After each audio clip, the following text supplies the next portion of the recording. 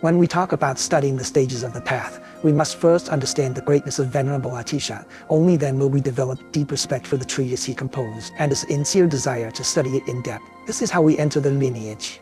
Our first topic is the greatness of Venerable Atisha. Now we'll talk about the noble accomplishments he made in India. At the Mahabodhi temple, he defeated non-Buddhist philosophers 3 times through debate. In Tibetan monasteries, debate is a powerful method.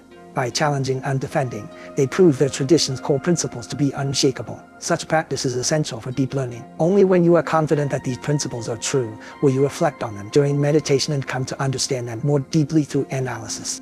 But if you don't even grasp the principles themselves, how could you possibly practice? Venerable Atisha was thoroughly versed in all the Buddhist schools.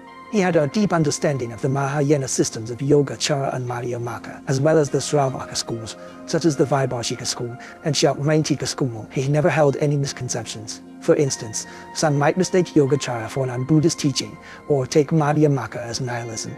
Instead, he was skilled at clarifying and resolving even the most profound and difficult philosophical points. All these misunderstandings can be properly clarified by studying the philosophical tenets. Therefore, studying the views of the various schools is very important. To truly uphold and spread the Dharma, one must understand these perspectives. It's also important to know when the Buddha gave teachings of definitive meaning, and when he spoke in a provisional way. Tsongkhapa composed a treatise known as the Essence of True Eloquence, precisely to clarify this matter. The definitive teachings, of course, refer to the great vehicles, and among them, the Madhyamaka is regarded as the ultimate definitive meaning.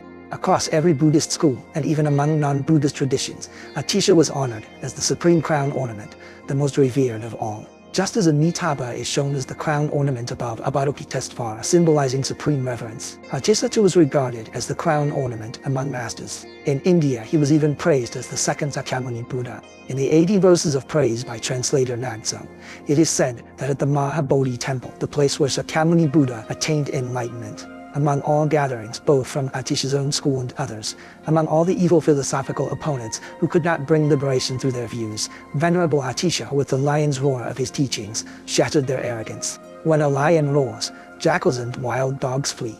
In the same way his words shattered their delusions. Venerable Atisha was truly a great master, awakening even those deaf to the truth. In the settlement of Oda and Taburi, out of 250 ordained monks, fewer than 100 had a full understanding of the monastic precepts.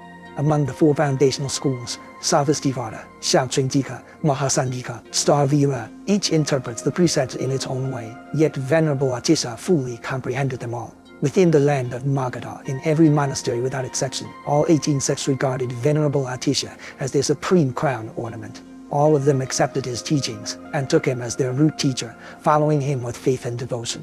Therefore, in India, he was truly remarkable, not only in achieving excellence in concentration and wisdom, but also in understanding and explaining the Vinaya of all schools. Thus, his influence in India was beyond measure. This concludes the summary of this section.